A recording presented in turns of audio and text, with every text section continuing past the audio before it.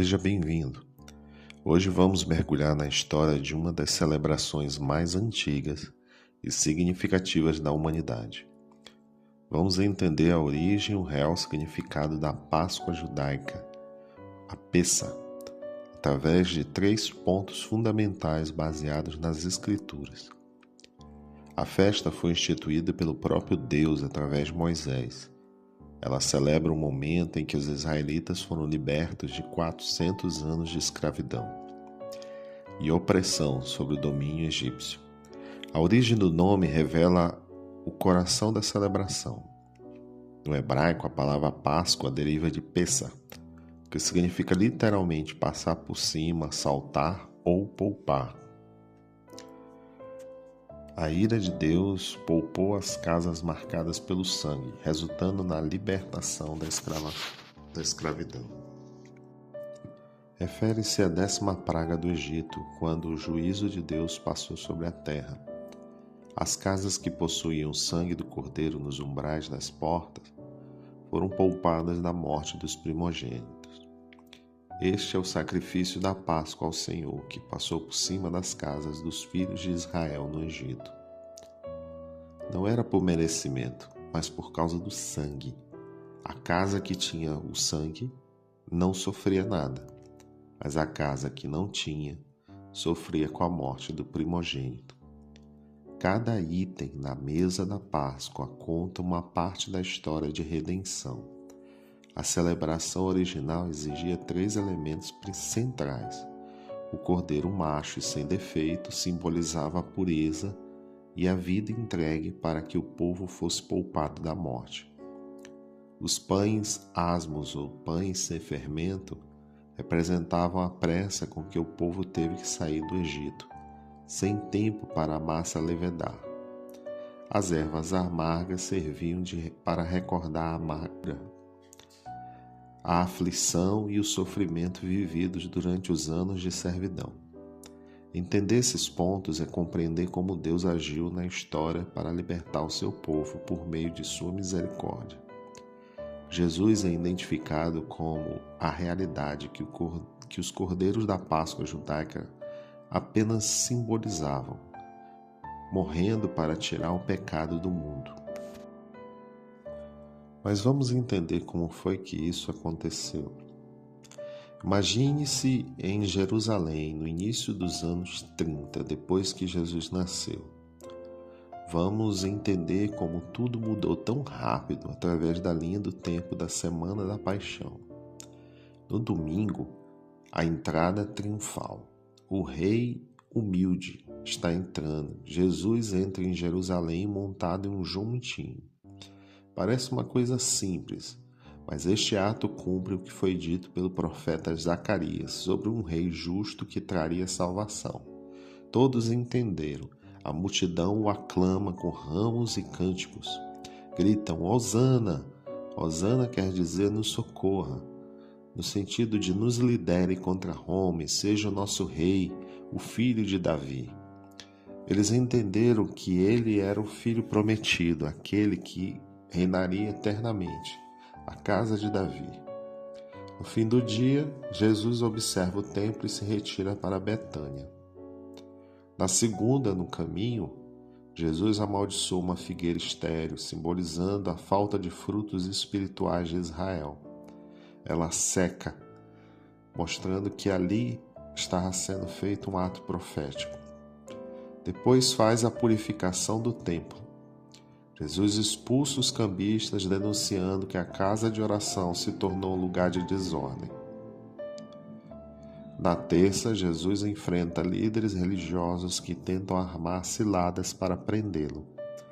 Ele não é alguém com medo, mas demonstra sua autoridade para todo o povo. Já no Monte das Oliveiras, ele fala sobre o futuro, tribulações e a consumação final. Na quarta, Jesus passa o dia em Betânia, provavelmente com seus amigos Lázaro, Marta e Maria. Ocorre o episódio em que a mulher unge Jesus, preparando seu corpo para o sepultamento. Em Jerusalém, os líderes conspiram e Judas Iscariotes acertam um acordo para entregar Jesus. Na quinta, Jesus prepara a refeição pascual com os discípulos. Ele transforma o pão e o vinho em símbolos da nova aliança em seu sangue. Lava os pés dos discípulos e promete o envio do Espírito Santo.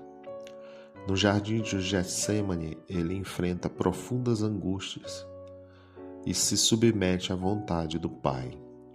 Para os judeus, esse período da noite já é sexta-feira. Judas chega e Jesus é preso, enquanto os discípulos se dispersam. Jesus passa por interrogatórios ilegais diante de Anás, Caifás, o Sinédrio, Pilatos e Herodes. Mudo como uma ovelha ao matadouro, pressionado pela multidão, Pilatos solta Barrabás e sentencia Jesus à morte. Passa por todo o sofrimento como um cordeiro sendo levado para o sacrifício. Às 9 horas da manhã, ele é pregado na cruz no Gólgota. E às 15 horas, Jesus entrega seu espírito. O véu do santuário se rasga e a terra treme. José de Arimateia pede o corpo e o coloca em um túmulo novo antes do pôr do sol. Isso é importante porque se fosse mais tarde, Jesus teria que passar todo o sábado pendurado na cruz. No sábado, o corpo de Jesus permanece no túmulo, enquanto os discípulos estão confusos e a esperança parece interrompida. O silêncio do sábado ensina que a aparente silêncio de Deus não significa sua ausência. Ele está trabalhando, está ressuscitando. No domingo, o anjo do Senhor vem abrir o túmulo. Nas primeiras horas do dia ocorre um tremor. Cristo ressurreto aparece aos seus seguidores logo depois, transformando medo em alegria e certeza. Todos esses eventos têm um significado muito profundo para falar tudo em um único vídeo. Então vamos ver alguns pontos importantes para entender melhor tudo isso. Na cruz, em seus momentos finais, Jesus exclamou: Deus meu, por que me desamparaste? Ao dizer isso, ele não estava apenas expressando dor, mas sentando o salmo. No versículo 6 desse mesmo salmo, há uma declaração intrigante. Mas eu sou um verme, não um homem. Por que o Messias se compararia a um verme? O segredo está na palavra hebraica utilizada, tolá. O que é a tolá? Na Bíblia, a palavra tolá é traduzida como escarlate ou carmesim, mas o seu significado literal é verme. Essa é a mesma palavra usada no Salmo. Antigamente, as cores não eram sintéticas. O corante escarlate era extraído de um líquido que saía desse pequeno verme quando ele morria. Esse pigmento era usado para atingir o véu do tabernáculo, as cortinas e as roupas dos sacerdotes. Toda vez que você lê o fio escarlate na Torá, o texto se refere ao fio tingido pelo sacrifício desse verme. Quando a fêmea do tolá está pronta para dar à luz, ela se prende a uma árvore ou madeira com tanta firmeza que jamais conseguirá se soltar. Ela forma uma casca protetora sobre os seus ovos. Quando as larvas nascem, elas se alimentam do próprio corpo da mãe para sobreviver. Enquanto ela morre, um líquido vermelho escorre sobre seus corpos, sobre a madeira e sobre seus filhos, tingindo-os permanentemente. Após 3 dias, o corpo da mãe perde a cor vermelha e torna-se branco como a lã. Está conseguindo ver a conexão com o sacrifício de Jesus? Assim como o tolá se prende voluntariamente à madeira, Jesus se entregou para ser pregado na cruz. O líquido vermelho do verme purifica seus filhos. O sangue de Jesus é o que purifica o pecador e nos dá livre acesso ao Pai. O processo de morte e mudança de cor do verme leva 3 dias. É ao mesmo tempo que Jesus permaneceu no sepulcro antes da ressurreição.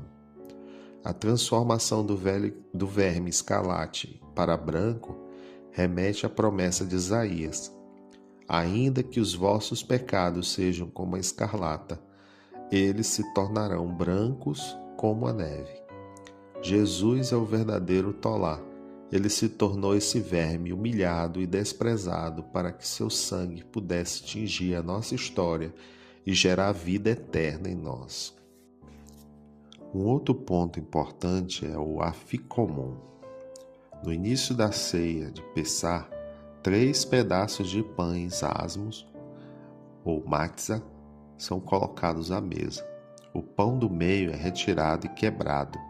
A parte maior é enrolada em um pano e escondida para que as crianças a procurem. Esse pedaço é chamado de aficomum, termo que pode significar aquele que vem depois ou ele veio.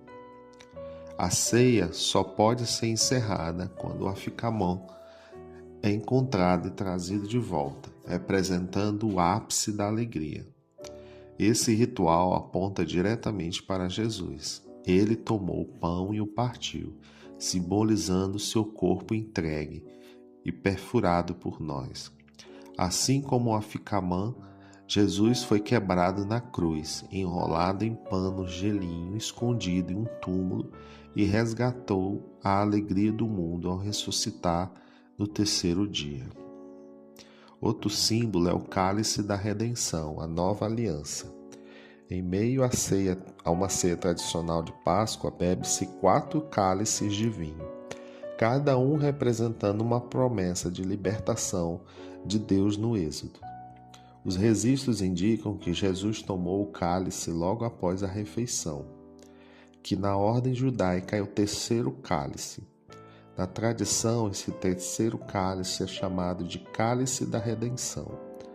Ele representa a promessa divina: eu os redimi com um braço forte. Ao tomar exatamente o cálice da redenção e declarar: este é o meu sangue, Jesus anunciou que a redenção definitiva estava se cumprindo nele. Jesus não toma o 4º cálice, pois diz que só quando retornar vai tomar esse cálice conosco. No exato momento em que Jesus entregou seu espírito na cruz, o véu do santuário rasgou-se de alto a baixo. Geologicamente, esse momento foi acompanhado por um terremoto significativo na região de Jerusalém. O véu, feito de material escarlate ou tolá, simbolizava a separação entre o homem e a presença direta de Deus no Santo dos Santos. O rasgar do véu simboliza que a barreira do pecado foi removida, garantindo acesso íntimo ao Pai, através do sacrifício de Cristo. A Páscoa judaica funcionava como uma sombra, um símbolo que apontava para o que haveria de vir no futuro. Cristo é a realidade definitiva.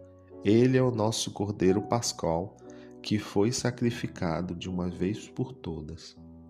O que na antiga Páscoa era figura e promessa, na obra de Jesus tornou-se cumprimento e realidade. Existem vários outros símbolos e profecias e mistérios que se cumprem em Jesus, mas para o vídeo não ficar muito longo, vamos ficar por aqui. Caso deseje entender melhor algum ponto ou queira um vídeo que fale de algo que não citei aqui, deixe seu comentário abaixo que podemos ver um outro vídeo com maiores detalhes. E sempre se lembre disso: quer aprender mais de Deus e de Jesus? A maior fonte é a Palavra de Deus. Leia ela junto com o autor. Fique em paz e que Deus os abençoe.